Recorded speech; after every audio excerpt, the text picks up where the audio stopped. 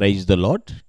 ఈ దినము కొరకు సిద్ధపరచబడిన దేవుని వాక్యం చదువుకుందాం. శ్రద్ధగా ఆలకించగలరని మనవి. కొరింథీయులకు రాసిన మొదటి పత్రిక 3వ అధ్యాయము 10వ వచనం చదువుకుందాం. దేవుడు నాకు అనుగ్రహించిన కృప చొప్పున నేను నేర్పరి అయిన శిల్పికారుని వలె పునాది వేసి తిని, మరి ఒకడు దాని మీద కట్టుచున్నాడు. ప్రతివాడు దాని మీద ఏలాగు కట్టుచున్నాడో జాగ్రత్తగా చూచుకొనవలెను.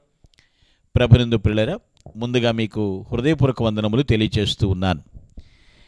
ఇక్కడ పౌలు భక్తుడు చెప్తున్నాడు, నాకు దేవుడు ఇచ్చిన కృపను బట్టి నేను పునాది వేశాను, అది కూడా శిల్పకారుని వలె పునాది వేశాను అంటున్నాడు. అంటే ఒక పటిష్టమైనటువంటి పునాదిని గురించి ఇక్కడ మనం తెలుసుకోబోతున్నాం. ఒక శిల్పకారుడు తన శిల్పాన్ని తయారు చేసుకునే ముందు పునాది చేస్తాడు. బేస్మెంట్ అంటారు కదా, ఒక గృహాన్ని నిర్మించుకునేటప్పుడు కూడా బేస్మెంట్ ఈజ్ మోస్ట్ ఇంపార్టెంట్. ఆ పునాది కరెక్ట్గా పడితే కట్టడం చక్కగా ఏ షేప్ కావాలంటే ఆ షేప్, ఏ ప్లాన్ రావాలంటే ఆ ప్లాన్ వస్తుంది. ఇక్కడ అంటున్నాడు, ఒక జీవితమునకు పునాది వేస్తే ఆ పునాదిని బట్టే కట్టడం ఉంటుంది. నేను నేర్పరి అయిన శిల్పకారుని వలె పునాది వేసిస్తున్నట్టున్నాడు. ఎందుకంటే నేర్పువాడు ఆయన, సమస్తమైనటువంటిది నేర్పిస్తాడు ఆయన. నేర్చుకుంటానికి ఇష్టపడితే నేర్పిస్తాడు. కొంతమంది సమస్తం మాకు తెలుసు అనుకుంటారు. ఏం నేర్చుకోగలమండి మనం? పునాది యేసుక్రీస్తే అని తర్వాత వచ్చినప్పుడు అంటున్నాడు. అంటే మన కట్టడం, మన జీవితం, మన భక్తి జీవితం ప్రభువు మీద కట్టబడాలి. ఆయన పునాదిగా ఉంటే మనం చాలా బ్రహ్మాండంగా కట్టబడతాం. అక్కడ అంటున్నాడు, నాకు అనుగ్రహించినటువంటి కృపను బట్టి నేను నేర్పరి అయిన శిల్పకారుని వలె పునాది వేసిద్దాను. కట్టేవారు ఎవరైనా సరే భక్తి గురించి మనం పరిశీలన చేస్తే, ఒక చక్కని భక్తి పునాది పడిన తర్వాత స్థలాలు మారినా, ఏ స్థానానికి వెళ్ళినా, ఎటువంటి పరిస్థితులు ఎదురైనప్పటికీ కూడా ఆ పునాది స్ట్రాంగ్గా ఉంటుంది. కాబట్టి ఎక్కడికి వెళ్ళినా తొట్టిల్లే అవకాశం ఉండదు. కొంతమంది మార్చేస్తూ ఉంటారు, చూశారు? అలాగా మా చర్చిలో అలా ఉండదు, మీ చర్చిలో ఇలా ఉంటుందా, మా పాస్టర్ గారు అలా, ఓహో మీరు ఇలాగా ఏమైపోతుంది తారతమ్యం? వాక్యం అనేటువంటి పునాది మీద మనం కట్టబడినప్పుడు, వాక్యం అనేటువంటి పునాది మనది స్ట్రాంగ్గా ఉన్నప్పుడు, ఎవరు ఎటువంటి విధానాలు చెప్పినా ఏది సత్యమో ఏది అసత్యమో మనకి ఈజీగా అవగతమవుతుంది. చక్కగా మనం గ్రహించగలుగుతాం. ఎవరైతే చెప్తేనే నీ పునాది సరిగా ఉందా? బిల్డింగ్ ఏ షేపులోకి వెళ్తూనే ముందు పునాది స్ట్రాంగ్గా ఉండాలి కదా. నేర్పరి అయిన శిల్పకారుని వలె పునాది. అందుకే అంటున్నాడు, ఒకవేళ కట్టేవాడు కూడా జాగ్రత్తగా చూసుకోవాలి.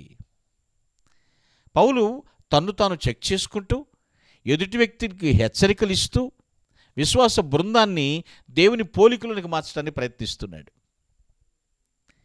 ఈరోజు ఒక్కసారి నీకు నువ్వే సద్విమర్శ చేసుకో. నా పునాది సరిగా ఉందా? నా పునాది క్రీస్తు అయి ఉన్నారా? నేను ఎలా కట్టబడుతూ ఉన్నాను? అంటే జీవితంలో ఎన్నో ఎత్తుపల్లాలు ఉంటాయండి, సుఖదుఖాలు ఉంటాయి, కష్టసుఖాలన్నీ వస్తూ ఉంటాయి. అయితే మన పునాది స్ట్రాంగ్ ఉండాలి. చెంచల మనసు అప్పుడు రాదు మనకి, ద్విమనస్కులం కాము మనం. నీ పునాదిని బట్టే ఉంటుంది కట్టడం. ఎంత సుందరమైన కట్టడం అంటారు. ఎన్ని ఆటుపోట్లైనా సరే కట్టడం కూల్చబడకుండా ఉండాలంటే పునాది. బండ మీద ఇల్లు కట్టుకున్న బుద్ధిమంతుడు అన్నారు ఆయన. పునాది పటిష్టంగా ఉండాలి. కొంతమంది చిన్నపాటు శోధనకే, చిన్నపాటి దానికే యేసుప్రభు ఏం చేశాడు, నాకు దేవుడు నన్ను చూడలా, నన్ను పట్టించుకోలా, ఇలాంటి తోలునాడే మాటలు మాట్లాడుతుంటారు. అదన్నమాట పునాది. అప్పుడు మనం తెలుసుకోవాలి. వ్యక్తుల్ని దూషించటం, మాట్లాడుతూ కాన్వర్సేషన్ మధ్యలో అప్పటిదాకా మీరు అని ఒక్కసారిగా నువ్వు అనేస్తూ ఉంటారు. ఏమైపోయింది? కట్టలు తెగిపోయినాయి. భక్తి పునాది సరిగా ఉండాలి, పటిష్టమైన పునాది అవి ఉండాలి. క్రీస్తు అనే పునాది మీద మనం కట్టబడాలి. సుందరమైన కట్టడాలు వస్తాయి, జీవితాలు చాలా రమ్యంగా ఉంటాయండి. పౌలు ఎన్ని సంఘస్థాపనలు చేశారు క్రీస్తు అనేటువంటి పునాది మీద కట్టబడి. సాక్షులుగా ఉన్నారు, హతసాక్షులుగా మార్చబడ్డారు. నీ భక్తి అనే పునాది మీద నువ్వు కట్టబడితే మీ జీవితం ఎంతో రమ్యంగా ఉంటుంది. అట్టి పటిష్ట పునాదిపై కట్టబడి సుందరమైనటువంటి కట్టడములుగా అనేకులకు దేవుని మహిమార్థమై జీవించుదుముగాక. ఆమేన్. ప్లీజ్ అలా close your eyes. I will pray for you. ప్రభువా, నీ వందనములు. నువ్వు నమ్మదగిన దేవుడు నాయన. నీలో మేము నిర్మించబడాలి, మీ మీద మేము కట్టబడాలి.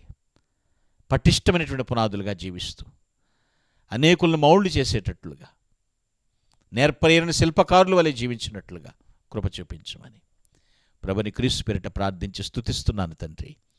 ఆమేన్. Glory to God. May God bless you. Thank you. Thank you.